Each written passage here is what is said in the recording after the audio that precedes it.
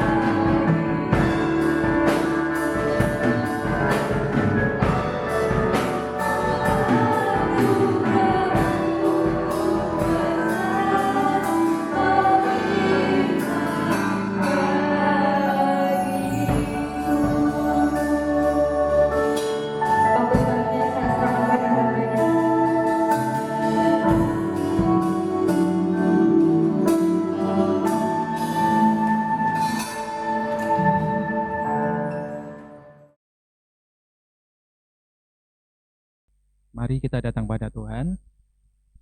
Bapa di surga, mengucap syukur buat kesempatan yang baik ini. Kami boleh datang kepadamu untuk kami boleh berbuat bakti kepadamu lewat apa yang boleh kami pujikan.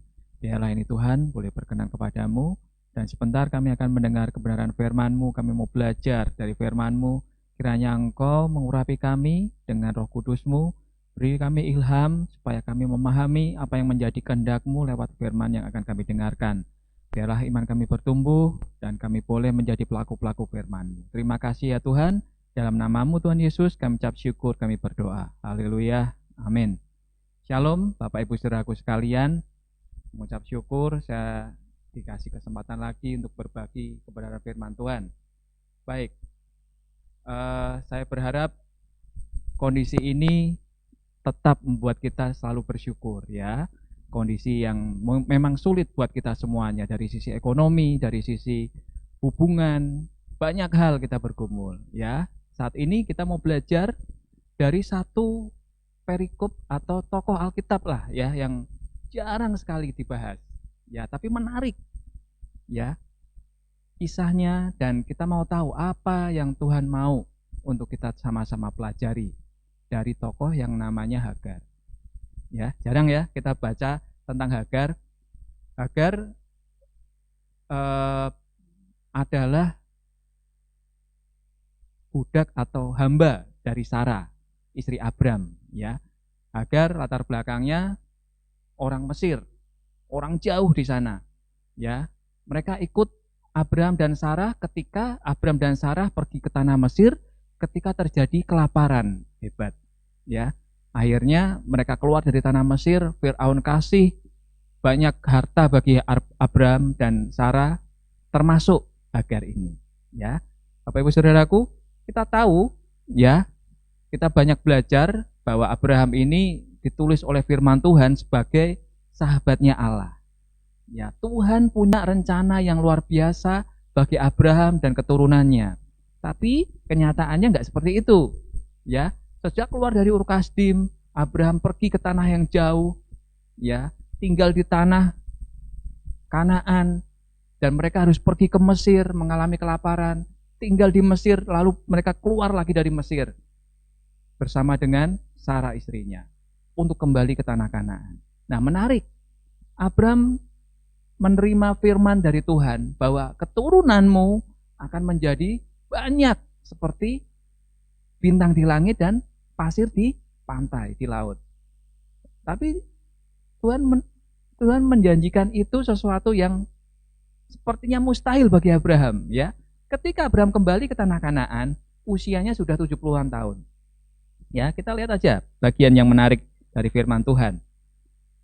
Di Kejadian 16 ya, kita baca bagian yang ayat ke-6. Nanti Bapak Ibu bisa baca lengkap perikopnya ini, pasal 16 ini ayat 1 sampai 16, kita baca saja ayat 6 sampai ke 11 ya. Saya akan bacakan. Kata Abram kepada Sarai, hambamu ini di bawah kekuasaanmu, perbuatlah kepadanya apa yang kau pandang baik. Lalu Sarai menindas Hagar sehingga ia lari meninggalkannya. Lalu malaikat Tuhan menjumpainya dekat suatu mata air di padang gurun, yakni dekat mata air di jalan ke Syur. Katanya, Hagar, hamba Sarai, dari manakah datangmu dan kemanakah pergimu? Jawabnya, aku lari meninggalkan Sarai nyonyaku. Lalu kata malaikat Tuhan itu kepadanya, kembalilah kepada nyonyamu, biarkanlah engkau ditindas di bawah kekuasaannya. Lagi kata malaikat itu kepadanya, aku akan membuat sangat banyak keturunanmu sehingga tidak dapat dihitung karena banyaknya. Selanjutnya kata malaikat Tuhan itu kepadanya, engkau mengandung dan akan melahirkan seorang anak laki-laki dan akan menamainya Ismail, sebab Tuhan telah mendengar tentang penindasan atasmu itu. Ya, amin. Berbahagialah kita yang sudah mendengar firman Tuhan, merenungkannya dan melakukan setiap firman Tuhan. Ya, Bapak Ibu Saudaraku, Hagar ini mengalami hal yang tidak mengenakan. Ya. Kepahitan. Ketika Sarah mengizinkan, Sarah meminta kepada Abram untuk menghampiri Hagar. Ya, supaya punya keturunan dari Hagar. Karena Sarah ini orang yang mandul, nggak bisa punya anak. Ya, menarik. Ya, di kebudayaan Timur Tengah Semitik, ya, orang yang punya hamba, ya, atau budak seperti Hagar ini, ketika diserahkan kepada suaminya untuk mendapatkan keturunan, maka anak itu akan menjadi anak tuannya. Ya. Jadi Abram dan Sarai punya janji yang Tuhan kasih, bahwa keturunannya akan memuasai bumi, akan diberkati, akan banyak sekali. Ya, tapi itu belum terrealisasi. Nah, lewat Hagar itu bisa terjadi. Namun yang terjadi adalah Sarai menjadi kesal hatinya lewat mengandungnya Hagar. Hingga Sarai menindas Hagar dengan begitu rupa, memaitkan hati Hagar. Ya, sehingga Hagar pergi melarikan diri dari Sarai. Ya, ini menarik. Ya. Bagi kita kejam sekali ya Sarai terhadap Hagar. Tapi itu hak dia sebagai tuannya. Namun Tuhan punya rencana yang luar biasa dalam kehidupan Hagar. Ya, Tuhan menghampiri, Tuhan datang karena mendengar apa yang terjadi kepada Hagar. Bapak Ibu Saudaraku, ini menarik. Enggak banyak orang, tokoh di dalam Alkitab yang mana Tuhan datang secara pribadi seperti Hagar. Ya, malaikat Tuhan yang disebut di ayat ke-7, ya saya ulangi, lalu malaikat Tuhan menjumpai Hagar, menemui Hagar dekat suatu mata air di padang gurun, ya, yakni dekat mata air di jalan ke Syur. Ya, malaikat Tuhan ini adalah Allah sendiri, Theophany, Allah dalam rupa manusia. Secara pribadi dia menghampiri Hagar. Menarik ya. Enggak banyak tokoh wanita dihampiri oleh Tuhan.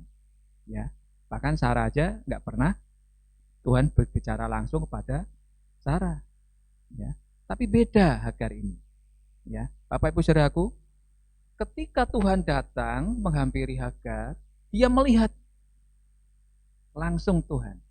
Ya, padahal Alkitab mencatat, bisa enggak kita melihat Tuhan? Melihat wajahnya? Enggak bisa. Ya, Musa saja yang datang ke Gunung Sinai menghampiri gunungnya Tuhan, tempat bersemayam Tuhan, ketemu langsung enggak bisa. Enggak bisa dilihat langsung Allah tuh. Karena Allah begitu kudus, Allah begitu suci. Jadi enggak mungkin bagi manusia untuk melihat Tuhan, karena akan mati. Ya.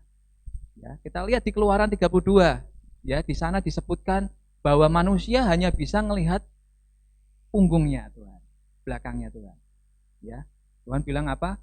Aku akan menyembunyikan engkau di balik lekuk-lekuk gunung, ya, dan tanganku akan menutupi wajahmu supaya kamu nggak bisa lihat langsung. Ya, karena nggak mungkin manusia melihat Allah. Ya, ini yang menarik. Hagar ketemu langsung dengan Tuhan. Ya, melihat, ya, dalam bahasa Ibrani melihat itu ra'ah. Ya, ra'ah, melihat langsung Tuhan. Ini sungguh spesial ya, karena sangat menarik. Tuhan datang kepada Hagar yang adalah orang Mesir sebetulnya, yang notabene adalah budaknya Sarah, budaknya Abram.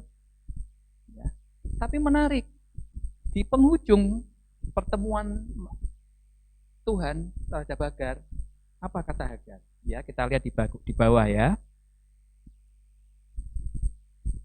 Saya ulangi ayat ke-11. Selanjutnya kata malaikat Tuhan itu kepadanya, engkau mengandung dan akan melahirkan anak laki-laki dan akan menamainya Ismail, sebab Tuhan telah mendengar tentang penindasan atasmu itu.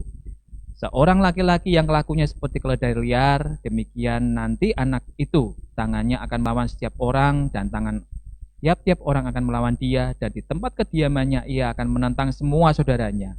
Kemudian ayat ke-13, tolong garis bawahi, perhatikan dengan baik. Kemudian Hagar menamakan Tuhan yang telah berfirman kepadanya itu dengan sebutan, engkaulah El Roy. Sebab katanya, bukankah di tempat di sini kulihat dia yang telah melihat aku. Wow, ya, El Roy. Ya. Karena aku melihat Tuhan. Menarik ya, enggak banyak manusia bisa melihat Tuhan. Ya tentu saja Hagar tidak melihat wajah Tuhan, enggak bisa. Karena kalau dia diberi kesempatan melihat wajah Tuhan pasti mati. Ya, ini menarik. Hagar menamai Tuhan yang telah berfirman dengan dia dengan El Roy. El itu Tuhan, Roy melihat, Ra'ah. Ya, ini menarik Bapak Ibu. Ya, saudaraku. Enggak banyak orang yang menamai Tuhan secara langsung ya, enggak banyak. Ya Musa bilang Jehovah Jireh, ya Abraham Jehovah Jireh ya. Kalau Musa sebut banyak, ya Jehovah Nisi, panji kemenangan, ya Allah kemenangan kita, ya El Shaddai, ya. Tetapi Hagar menamai langsung dan Tuhan tidak menolak, ya apa yang embel-embel nama yang disematkan kepada nama Tuhan. El Roy, karena engkau sudah melihat. Ya, aku sudah melihat Tuhan. Ya, ini menarik. Jadi Bapak Ibu Saudaraku, dalam kondisi apapun, di tengah kepahitan, ya, kita mau belajar seperti Hagar yang pertama. Ya. Hendaklah kita tetap peka dengan apa yang terjadi. Karena Tuhan melihat semua yang terjadi dalam kehidupan anak-anaknya. Baca nanti di Ayub 34 ayat 21. Tuhan melihat semua manusia, yang baik, yang buruk, yang dalam sukacita, yang dalam duka cita, yang saat ini dalam keadaan sehat maupun yang sakit, yang dalam kelimpahan, dalam kekurangan. Tuhan melihat. Ya, Ayub sendiri berkata apa? Dari orang aku mendengar tentang engkau, tapi saat ini aku melihat engkau. Ya, sama seperti Hagar, ya, seperti Musa, seperti Ayub. Hagar melihat Tuhan. Bapak Ibu Saudaraku, kita harus peka, ya, karena Tuhan itu mendengar. Dan yang kedua, dalam kesesakan kita, ya, seperti yang dialami Hagar, Tuhan itu apa? Datang, menghampiri, ya. Apakah Anda saat ini dalam kondisi putus asa? Dalam kesusahan, dalam kesedihan, dalam kedukaan? Mungkin jangan khawatir. Tuhan tidak hanya mendengar, tapi Tuhan akan datang menghampiri engkau. Amin. Bapak Ibu Saudaraku, kita melihat ya di Kejadian 21. Ya, singkat cerita Hagar pulang kembali kepada Sarai atas perintah Tuhan ya. Pulanglah engkau kepada Sarai tuanmu. Ya. Lalu akhirnya Hagar melahirkan anak dan benar Abraham menamainya Ismail. Ya, Ismail ini bukan nama yang sepertinya asing loh ya, bukan. Di kehidupan orang Yahudi, Ismail itu nama yang sudah lama ada, bukan nama dari orang-orang Semitik atau orang Arab. Ya, tapi orang Ibrani pun punya imam besar yang tinggal di Bait Allah, sinagog, Ismail bin Ishak and Cohen, ya. Orang Ibrani namanya Ismail, ya. Jadi Abraham memberi nama Ismail itu sudah tentu bukan suatu yang asing. Tapi Tuhan sendiri perintahkan bahwa anak ini akan bernama Ismail, ya. Dan soal nama Ismail artinya apa tadi dikatakan Tuhan? Ya. Dia seperti keledai, keletelia. Ya, dalam bahasa Ibrani keledai itu per. Ya, bukan hal yang buruk juga. Karena anak Yakub salah satunya namanya Iksahar, artinya juga keledai, ya, Bapak Ibu Saudaraku. Ini menarik. Jadi kita perlu pahami bahwa kehidupan dari Hagar tetap dipelihara Tuhan. Menarik ya, padahal dia bukan orang Ibrani. Benar? Saya meyakini ketaatan ketundukan Hagar untuk kembali kepada Abraham dan Sarai itu karena dia pernah tinggal bersama dengan Abraham dan Sarai. Dia melihat tuannya, hidup melekat dengan Tuhan, ya, ketaatannya, ya, penundukan hati dari Abraham dan Sarai, ya, ketika Tuhan berfirman harus ke sana, Abraham bergerak. Ketika Tuhan berfirman harus ke sini, Abraham bergerak. Ya, sama.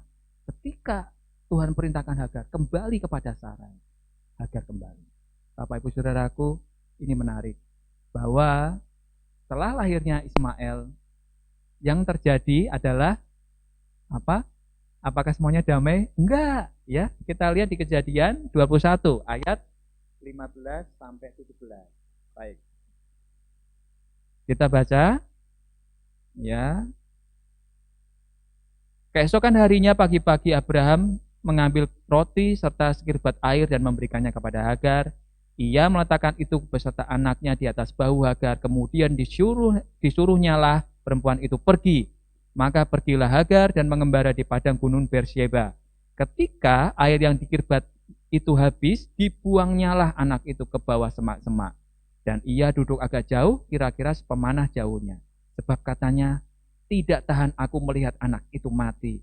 Sedang dia di situ, duduk di situ, menangislah ia dengan suara nyaring. Ayat 17, Allah mendengar suara anak itu, lalu malaikat Tuhan berseru dari langit kepada Hagar, katanya kepadanya, apakah yang engkau susahkan Hagar? Janganlah takut, sebab Allah telah mendengar suara anak itu dari tempat ia terbaring. Amin. Ya, Bapak Ibu Saudaraku, di Kejadian 21, Ishak lahir akhirnya. Tuhan menggenapi janji terhadap Ishak.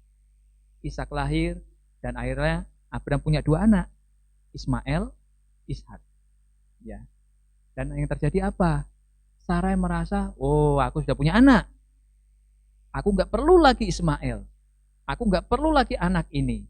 Ya. Karena anak ini bukan anak yang lahir dari rahimku. Mungkin itu ya pemikirannya. Dan itu yang membuat Sarah sangat kesal dan benci. Dia khawatir, nggak tahu. Mungkin kedua anak ini nggak akan bisa akur atau akan berbagi banyak hal.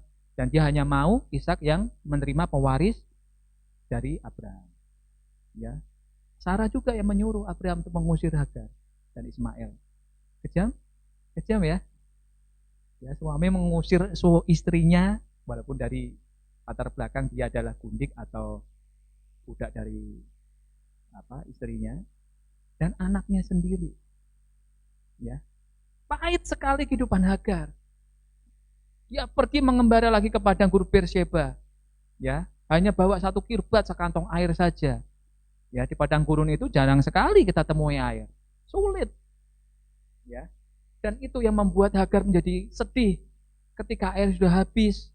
Ya, dia lemparkan anaknya Ismail, karena sudah nggak ada air lagi, nggak ada harapan untuk hidup.